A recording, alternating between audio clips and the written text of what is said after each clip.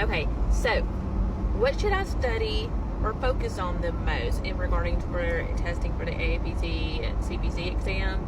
Definitely study on STEMI versus non-STEMI. So that's N-STEMI for non.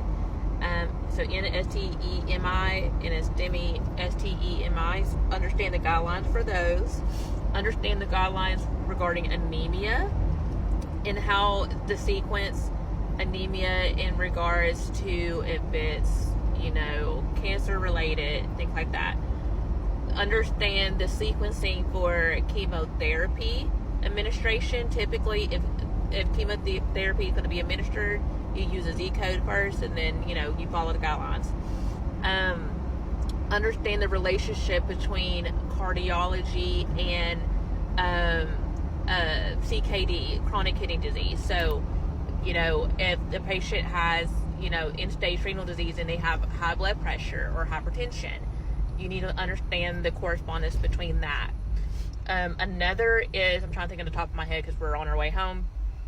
Let's see, I say cardiology, nephrology.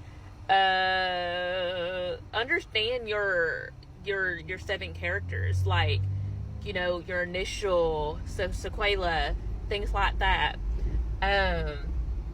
And then also understand, like, if you have a diabetic patient and you have a documentation that says they're diabetic, but it doesn't clarify which, if they're type 1 or type 2. Type 2 is always default.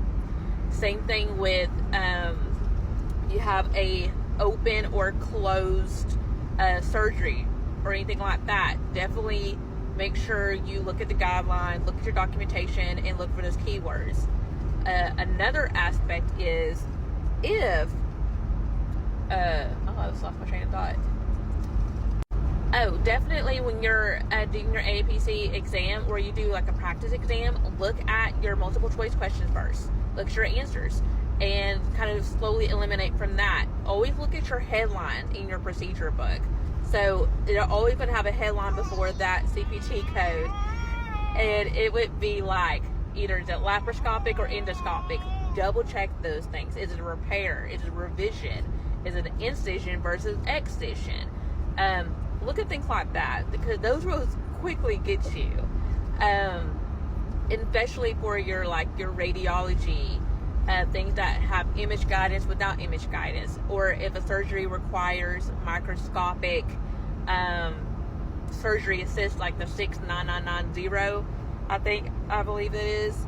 That is a great way to, okay, I know that they use a microscopic portion in the surgery. That's going to be one of my codes.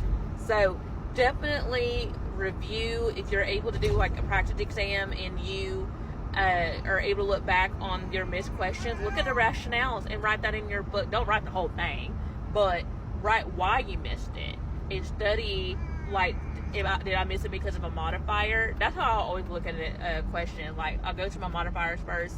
Especially, there are going to be a lot of questions about discontinued service versus reduced services. So double check your terminology. I tagged my modifiers in the back of my book, so that way I can look at the extended portion of that explanation of the modifier. But yes, the discontinued versus reduced services.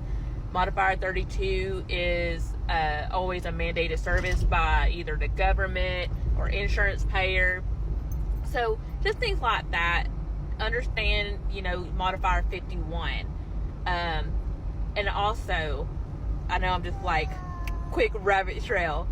If you have a CPT code that has the word bilateral in it, you're not going to need to put modifier 50 because it already has that bilateral portion in there. So yeah.